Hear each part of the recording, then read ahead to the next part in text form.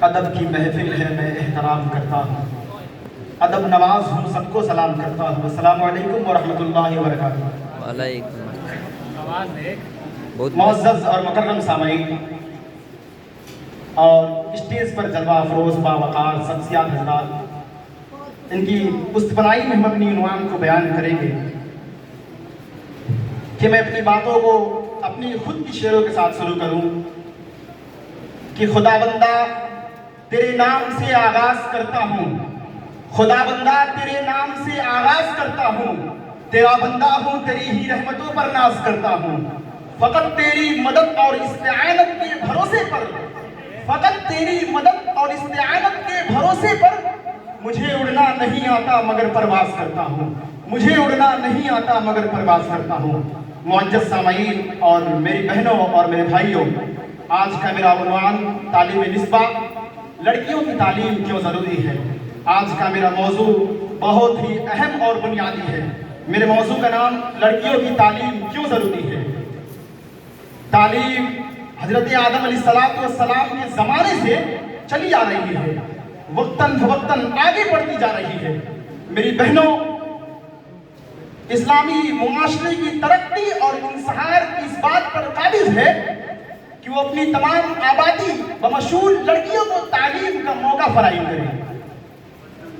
جس طرح گھر کو روشن کرنے کے لیے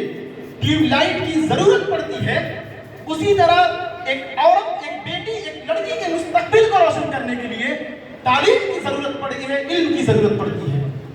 میری بہنوں، ایک بات یاد رکھو کہ اسلامی معاشرے کی صحیح تشکیل اس وقت تک نہیں ہو سکتی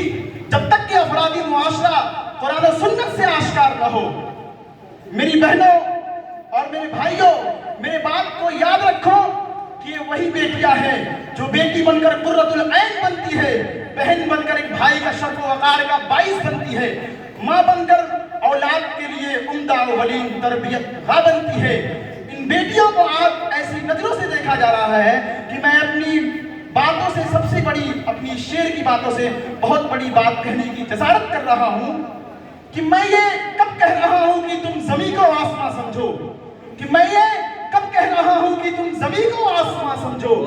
سورج کو سورج، سورج کو سورج، کہکشاں کو کہکشاں سمجھو، ذات سورج کو سورج، کہکشاں کو کہکشاں سمجھو،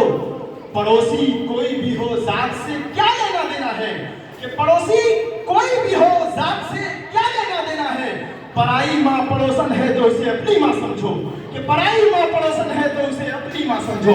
میری بہنوں اور میری بات کو یاد رکھو، تم